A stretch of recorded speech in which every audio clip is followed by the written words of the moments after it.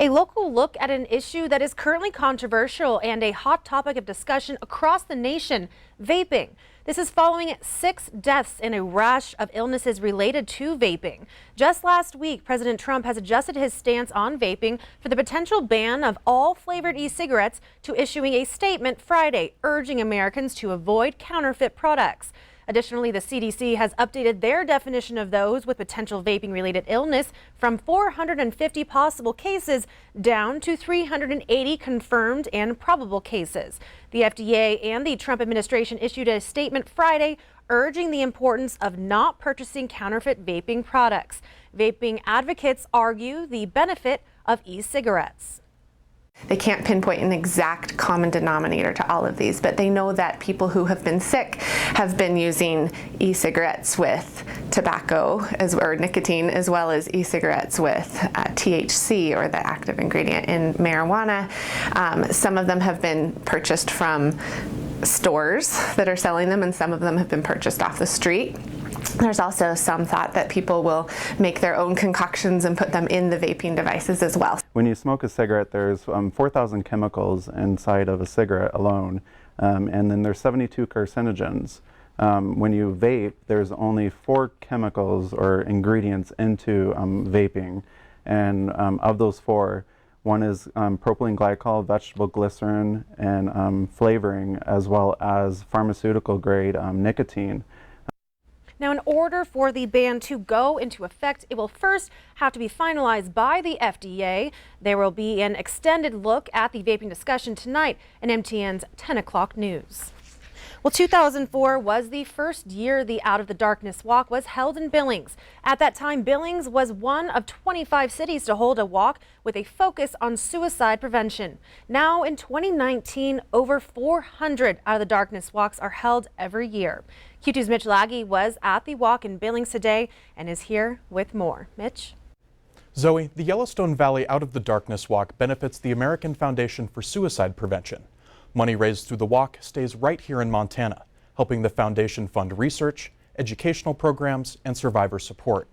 Thousands of people from around the region walked at Veterans Park today. The group exceeded their fundraising goal, bringing in about $120,000. The money will help the American Foundation for Suicide Prevention fund outreach education. Part of that education is teaching family and friends how to ask the right questions. And so we need to be able to talk about it, and it's events like this that bring the community together and have camaraderie and help people connect and know that there is hope and help and resources. How do you ask someone that you love if they're hurting and if they're struggling? Because we have to ask the question, and oftentimes that's our own anxiety that gets in the way and our fear. And so if we can get that education of what signs that we're looking for and how to ask those questions, we're going to access and reach the resources that people need to stop this epidemic. And the Yellowstone Valley chapter of Out of the Darkness Walk is collecting donations until the end of the year. Zoe? All right, thank you, Mitch. Runners laced up bright and early this morning for the Montana Marathon. The marathon is 26.2 miles from the Moult Community Center to Pioneer Park. A determined man from Sheridan won the marathon after coming in second last year. Q2's David J. has more from the winner.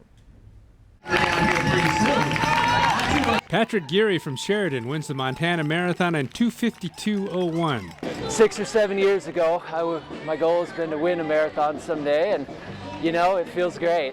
Cross it off my bucket list. Geary ran a personal record 2:44:27 last year, but came in second to Andrew Drobeck of Missoula. The last 2 times I've run the marathon here in Billings, I've gotten second place. Last year by 30 seconds. He passed me with about 2 miles left. Geary persevered and kept working toward his goal. Persistence.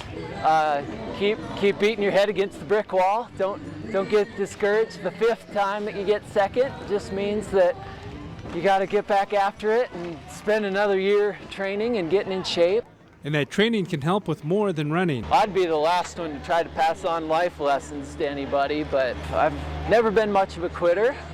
And so I stuck it out and just looked at it as a good time to be alone with my thoughts. Alone in your own head is something that I don't think most people really get enough of.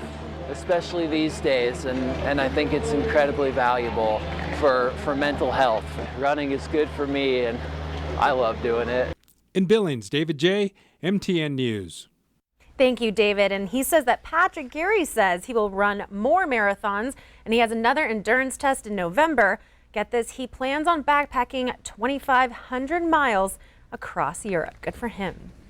Well, a little fun at Zoo Montana today. Children and families splish-splashing their way through this beautiful day, all while raising money to help seniors.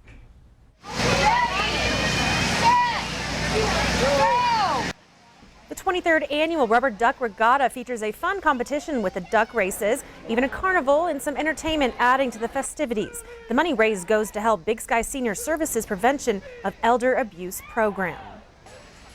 The more you can educate the community of things to watch out for, the more you can talk to them about the scams that are going on, absolutely you can tell that there's a difference. We love it because it's such an event for the generations. So we have something for everyone. We have bingo, but the kids can play with their grandma. So it's just really a neat event to draw all the generations together.